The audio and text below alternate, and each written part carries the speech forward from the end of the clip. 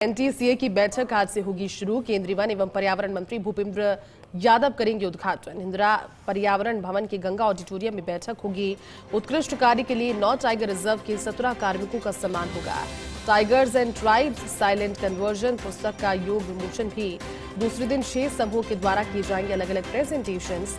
Village relocation, eco development समिति के कार्य, technological intervention in tiger reserves, management of invasive species तथा in tiger reserve, mitigating human wildlife negative interactions, management of tigers outside of tiger reserves पर sessions भी आयोजित किए गए हैं। एनटीसीए के सदस्य सचिव गोविंद सागर भारद्वाज रहेंगे मौजूद। राजस्थान के मुख्य वन्यजीव प्रतिपालक पवन उपाध्याय, रणथंभौर के फील्ड डायरेक्टर अनूप केआर व अन्य भी मौजूद रहने वाले हैं।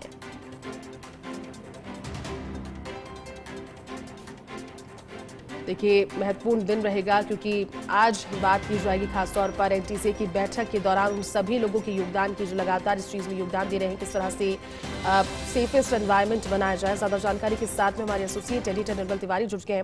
निर्मल जी, एनटीसीए की बैठक है और ये बैठक काफी अहम इस लिहाज से है क्योंकि उन सभी लोगों, उन सभी कार्मिकों को भी सम्मानित किया जाना बेहद जरूरी है जो समय समय पर इस चीज को सुनिश्चित करते हैं किस तरह से पर्यावरण की व्यवस्था खासतौर पर बाघों की दिशा में बनाई जाए, इसे ठीक किया जाए। क्या रहेगा इस बैठक में और खास? निर्मल जी, सुप्रभात जयती। और आज ग्लोबल टाइगर डे है, उसकी आपको भी शुभकामनाएं, तमाम वन्यजीव प्रेमियों को शुभकामनाएं, जंगलात महकमे के हर एक कार्मिक को उसके लिए शुभकामनाएं जी। देखिए, आज चूंकि विश्व बाघ दिवस भी है तो आज एनटीसीए की बैठक दिल्ली में होगी और बैठक की शुरुआत में जो केंद्रीय वन एवं पर्यावरण मंत्री हैं भूपेंद्र यादव, वो तमाम उन ट्रैकर्स को सम्मानित करेंगे जिन्होंने बाघों के संरक्षण के लिए विशेष काम किया। इसमें राजस्थान के खासकर सरिस्का के 3 ट्रैकर शामिल हैं, जिसमें राजेश मीणा, जगराम गुर्जर और हरी सिंह गुर्जर को सम्मानित किया जाएगा।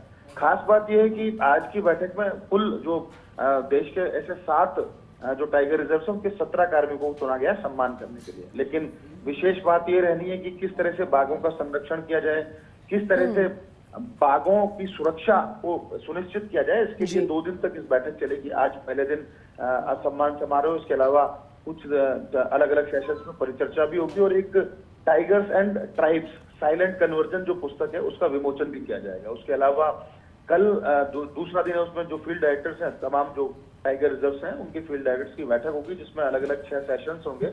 और अगर हम सेशंस की बात करें तो उन सेशंस में विलेज रिलोकेशन की बात होनी है, इको डेवलपमेंट जो कमिटीज होती हैं उनके किस तरह के कार्य हैं उनके ऊपर लेकर चर्चा होनी है, technological intervention in tiger reserves नाम का एक सेशन होना है, management of invasive species in tiger reserve. इस तरह के 6 सेशन कुल होना है जिनमें चर्चा होगी कल।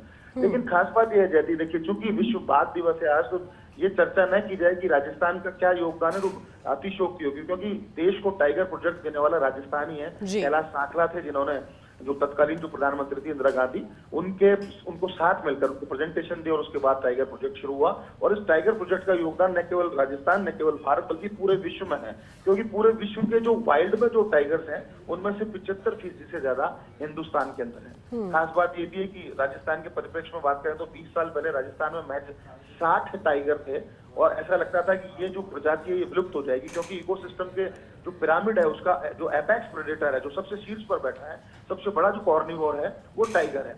बहुत समस्या ये हो गई थी कि खत्म ना हो जाए, लेकिन जिस तरह के प्रयास राजस्थान के अंदर हुए बाघ संरक्षण के, न केवल हम 60 से 133 पे पहुंचे बल्कि 2 गुने से ज्यादा वृद्धि भी की इन 20 साल के अंदर। तो निश्चित तौर पर कहा जा सकता है कि राजस्थान ने बाघ संरक्षण की दिशा में एक माइलस्टोन वर्क किया है। खासकर यहाँ के तमाम जो मंत्री रहे, तमाम जो डिपार्टमेंट के अधिकारी रहे, लेकिन वर्तमान अधिकारियों की बात करें तो जैसे पीसीसीएफ ऑफ अरिजीत बनर्जी हैं, CWLW पवन उपाध्याय, उनके नेतृत्व में तमाम टीमें काम कर रही हैं। 2 टाइगर रिजर्व हुआ करते थे, रणथंभौर सरिस्का, आज हमारे पास 5 टाइगर रिजर्व जिसमें मुकंदरा, रामगढ़, वेशधारी और धौलपुर करौली। बिल्कुल निर्मल जी, क्योंकि अगला सवाल वही था, क्योंकि आज वर्ल्ड टाइगर डे है, खास मौका है वन्यजीव प्रेमियों के लिए। ऐसे में राजस्थान अब बाघस्थान भी कहा जाए तो अतिशयोक्ति नहीं होता और इसी लिहाज से आप बता भी रहे हैं किस तरह से जो रिजर्वेशन है इस दिशा में प्रिजर्वेशन खासतौर पर जंगलों का, जंगलात महकमे का वो किया जा रहा है। आने वाले दिनों में राजस्थान के लिए क्या और संभावनाएं नजर आती है निर्मल जी? देखिए, निश्चित तौर पर एक बड़ी बात यही है कि किस तरह से हम टाइगर्स की जो एक वृद्धि हो रही है उसको कैसे संतुलित भी रखेंगे। आज 133 है, उम्मीद की जा रही है कि जब 2024 का अंत होगा तो टाइगर्स की संख्या 150 से ज्यादा होगी। कुंभलगढ़ नए टाइगर रिजर्व के तौर पर हम देख रहे हैं। और जो सबसे खास बात राजस्थान सरकार ने, खासकर मुख्यमंत्री भजन लाल शर्मा और जो संजय शर्मा जो यहाँ के वन मंत्री उनके नेतृत्व में की, वो ये कि मध्य प्रदेश के साथ हम नेचुरल कॉरिडोर को दोबारा खोलने के प्रयास कर रहे हैं। हाई पावर कमेटी बनाई जाएगी जो चीतों को और बाघों को किस तरह से राजस्थान से मध्य प्रदेश और मध्य प्रदेश से राजस्थान एक खुला वातावरण मिले, एक स्वतंत्र विचरण क्षेत्र मिले, उसके ऊपर MOU भी जल्दी किया जाएगा। 20 करोड़ रुपए सरकार ने भी बजट में घोषित किया कि टाइगर हैबिटेट को किस तरह से हम बढ़ाएंगे टाइगर रिजर्व के अंदर, वो बहुत खास बात है। देखिए सरिस्का तो एक बार पूरी तरह से बाघ विहीन हो गया था और अब तो डबल इंजन की सरकार है, डबल मंत्री हमारे पास है, केंद्र में भाजपा की सरकार है, राजस्थान में भाजपा की सरकार है, अलवर से ही केंद्रीय मंत्री है वन पर्यावरण और अलवर से ही जो राजस्थान के वन पर्यावरण मंत्री संजय शर्मा वो अलवर से हैं। तो निश्चित तौर पर अब सरिस्का के विकास की गाथा लिखी जानी चाहिए, एक एलिवेटेड रोड वहां पर बने ताकि टाइगर्स के अंदर जिस तरह का जो स्ट्रेस मैनेजमेंट है उसको बेहतर तरीके से किया जाए। सरिस्का जो टाइगर की तेजी से नर्सरी के तौर पर उभर रहा है, वहाँ कभी एक समय बाघ विहीन हो गया था, 43 टाइगर हैं। उम्मीद ये की जा रही है कि जब ये वर्ष का समाप्त होगा तो वहाँ 50 से ज्यादा टाइगर होंगे। रामगढ़ विस्तारी तेजी से उभर रहा है क्योंकि संजीव शर्मा और उनकी पूरी टीम बहुत शानदार काम कर रही है और रणथंभौर को सब जानते हैं बाघों की फैक्ट्री है। अनूप केआर जो वहाँ के फील्ड डायरेक्टर हैं, वहाँ के जो DF और रामन भाकर, पूरी टीम शानदार वहाँ पर काम कर रही है उनके नेतृत्व में। आज वहाँ 72 टाइगर हैं और जिस तरह से वहाँ पर काम हुआ है, एक वैज्ञानिक आधारित जो अध्ययन वहाँ किए जा रहे हैं वो निश्चित तौर पर कामयाब रहेंगे। सबसे बड़ी चुनौती मुकंदरा को लेकर जाएगी। मुकंदरा के 2 बार पुनर्वास का जो बाघ पुनर्वास का जो था वो वहाँ पर विफल हो गया, तीसरा प्रयास चल रहा है। वहाँ एक बाघ बाघिन का जोड़ा है, जल्दी 114 का एक छावा के वहाँ छोड़ा भी जाएगा। लेकिन उससे पहले खास बात ये बताई पवन उपाध्याय से जब हमारी बात हुई तो उन्होंने साफ तौर पर कहा कि वहाँ जो डिजीज किस तरह की है उनको लेकर के एक अध्ययन वहाँ कराया जाएगा WII की टीम से, ताकि ये पता पड़े कि क्यों वहाँ बाघों की मौत हो जाती है। तो उस दिशा में भी काम हो रहा है। जल्दी कुंभलगढ़ जब एक नए टाइगर रिजर्व के तौर पर घोषित किया जाएगा तो निश्चित तौर पर वहाँ भी बाघों का एक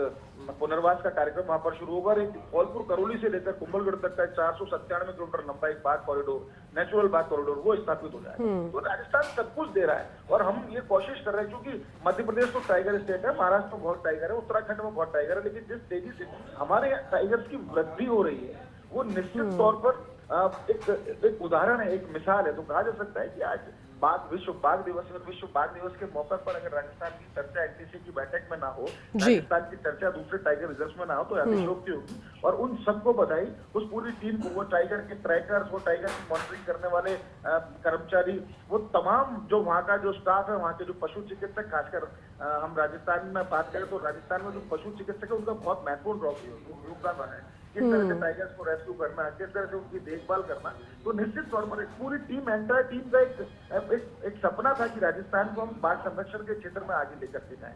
और जिस तरह से हम नारगढ़ बायोलॉजिकल पार्क की बात नहीं करेंगे तो भी अधूरा रह जाएगा। वहाँ जिस तरह से कल हमने खबर भी चलाई थी कि सोना चांदी जो रानी के जो दोनों बच्चे हैं उनको डॉक्टर अरविंद माथुर की पूरी टीम पूरी शिद्दत के साथ उनको पाल रही है। 79 का शावक रणवीर, उसको बड़ा किया जा रहा है। 114 अवेरा में 114 के दोनों बच्चे पल रहे हैं। ठीक है निर्मल जी, आप और कई सारी कोशिशें इस दिशा में की जा रही है। इसके लिए आज की बैठक आज और कल 2 दिन बेहद खास रहेगी। शुक्रिया आपका निर्मल जी इस पूरी बातचीत के लिए।